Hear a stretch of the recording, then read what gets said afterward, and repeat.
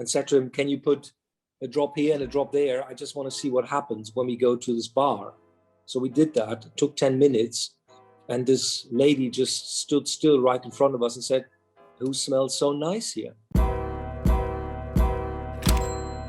Hello, hi, how are you? I'm Robin, welcome back, or welcome to my YouTube channel. This little world right here is Man for Himself. If you like hair product reviews, grooming, skincare, that was like a song, and fragrance and videos like this very one, then chances are you are going to love it around here. Please do press subscribe right now.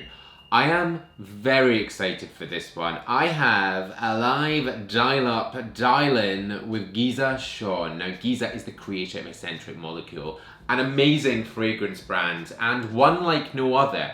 If you know the brand, then I'm sure you absolutely love it.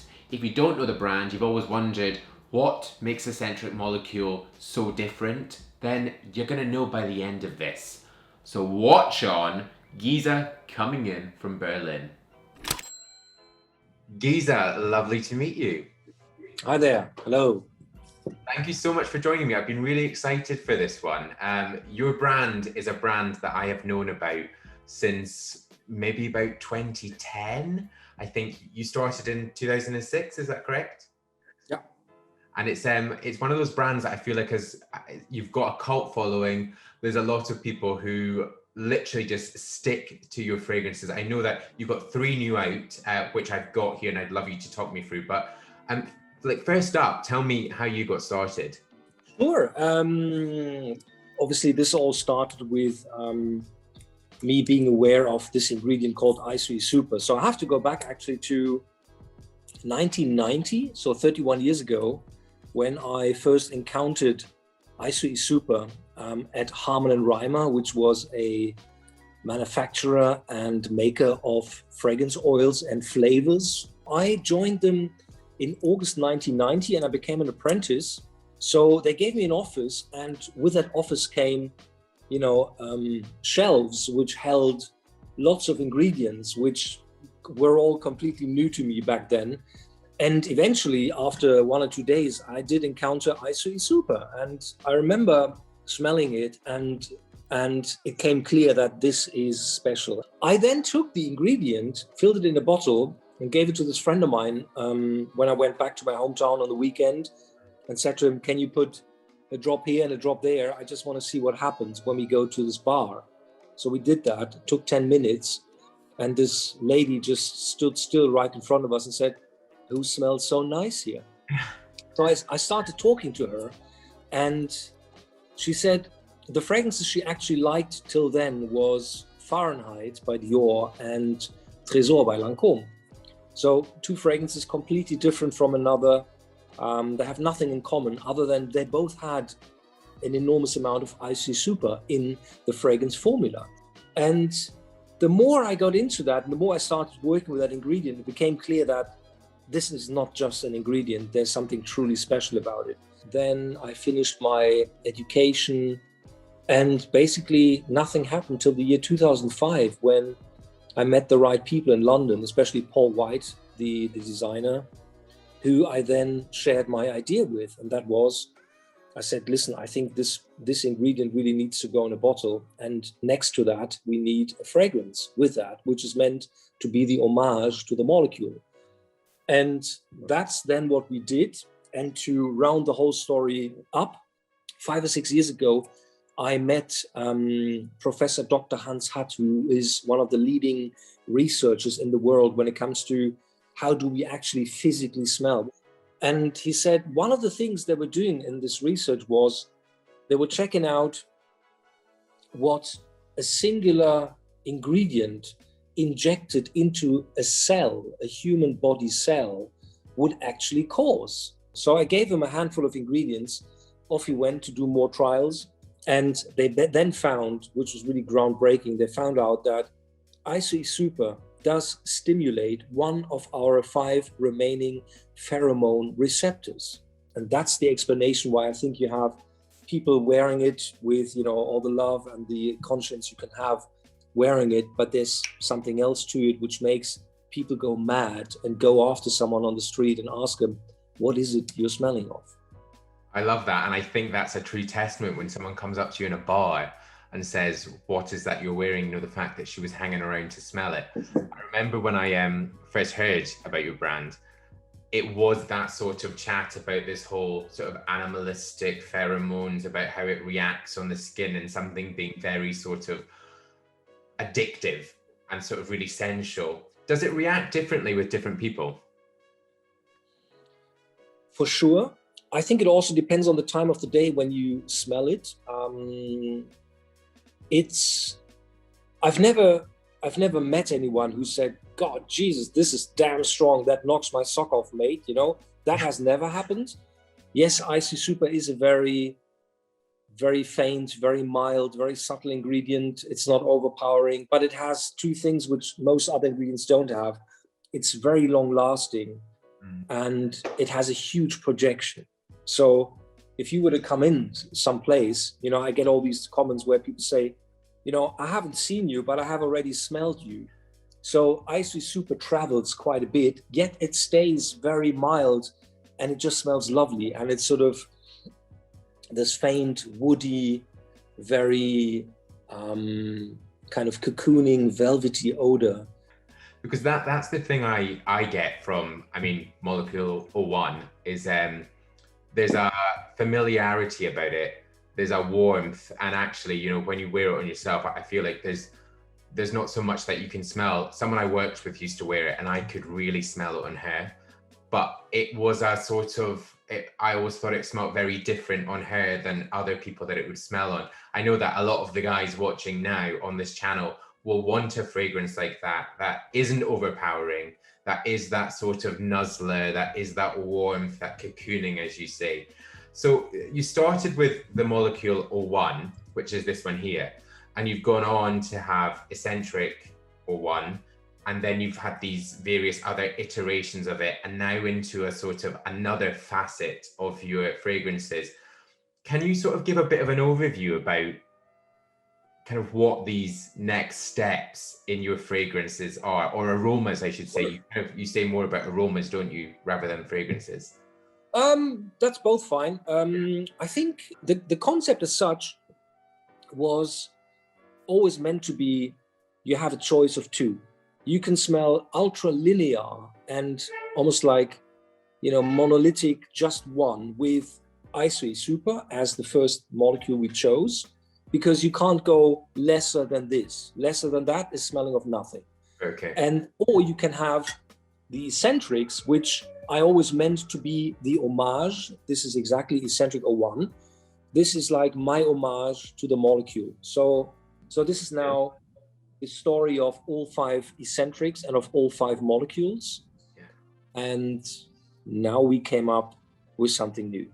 Yes, and I received the box of all the newness from you, and I've got to say, it's so exciting to open this. And I have the 3 in front of me, the Mandarin, the Irish, the Patchouli. And doing my kind of research and a bit of reading, I was reading about how you wanted something which was the top, the heart, and the base. Can you maybe give me a bit of an overview? I kind of want to spritz with you and just have you take me on this journey of these 3 new fragrances. Sure.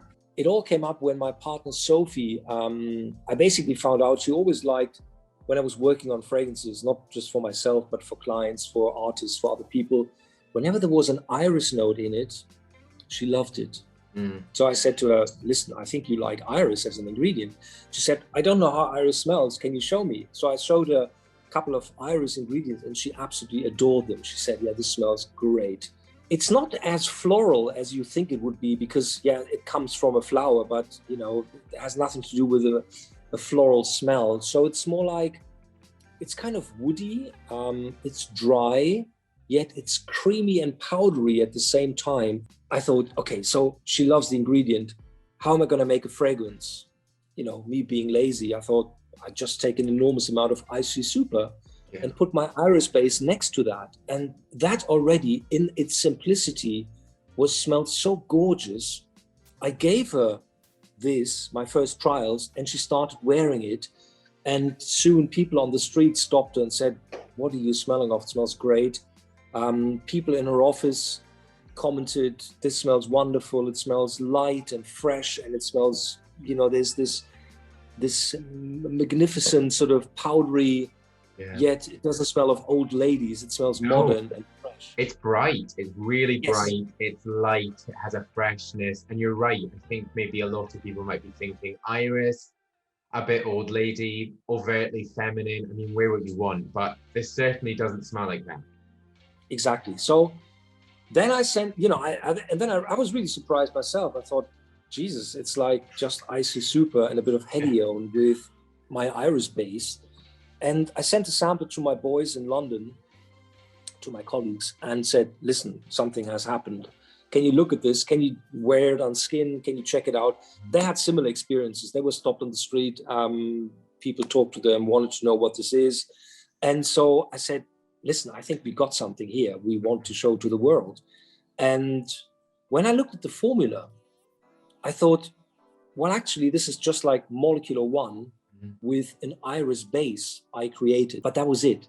Very short formula. So I thought, this is M+. It's M+ Iris.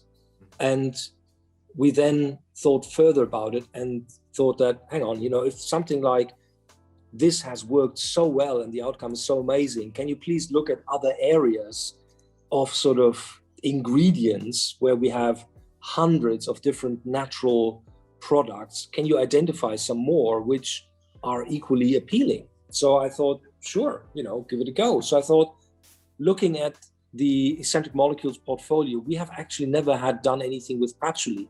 And patchouli being such an iconic ingredient in perfumery, I thought, give that a go. I then investigated in all the different patchouli qualities they had at IFF, and I have a mix of this just mentioned patchouli heart together with a much tinier amount of the patchouli oil. So again, we're talking about an enormous amount of icy super together with 2 patchouli oil qualities and some hedione as a carrier. And again, I thought, this smells lovely. Yes, it has an old-fashioned effect to it because patchouli we all know from the 70s mostly. Yeah. But again, there's a lightness, an airiness, a freshness with that where it actually doesn't smell old-fashioned. No. So I then worked on the patchouli till that was finished. So I thought, okay, Iris is a heart note, patchouli is a base note, and a top note was missing. And because we didn't do too much so far with Mandarin, with the eccentric fragrances, I thought I'll give that a go. And I identified a couple of beautiful Mandarin oils within IFF, which I then took and played with. So what I did then was I basically touched up the Mandarin oil I was using in the combination with Icy Super with a couple of other ingredients. I made it a bit more zesty so that this, you take a Mandarin, you stick your finger in there and start peeling. This it's so juicy. Amazing, so juicy. It's so aldehydic and sappy and aromatic. The Mandarin one is actually by far the longest formula. Right. But again, it only focuses on Mandarin, and I was never going to go that far that somebody could go, oh, but I smell something else. Yeah. That would have been misleading. Just it's really, really Mandarin. I do find that with a lot of fragrances that have been created, especially sort of in the citrus sort of category, you do have that sort of initial burst or the pop of the citrus, and then you very quickly move into something else. This is so Mandarin, and it's very true to that. Cool, good. It is absolutely beautiful. And I am someone who, I feel like when I was younger, I was very much that sort of citrus. I wore a lot of Clinique Happy. That was my first ever fragrance. And I loved this sort of citrus, summer, bright, light. But this is like a juice with a heart too. Like it feels like it is so rounded, and you just, you're straight into it. Yeah, well described. A juice with a heart sounds very good, actually. That is really what it is, because Mandarin normally is only a top note and then it's gone. But that's what I tried to prolong a little bit more into the lasting of the fragrance. So, and see, that's what happened. But all of a sudden we had Molecule Plus. As I said, we didn't really ever intend to do more products, because we always feel we only really do something if it's really worth doing, because there are hundreds and thousands of fragrances out there, and I'm thinking, who the hell needs another fragrance, you know?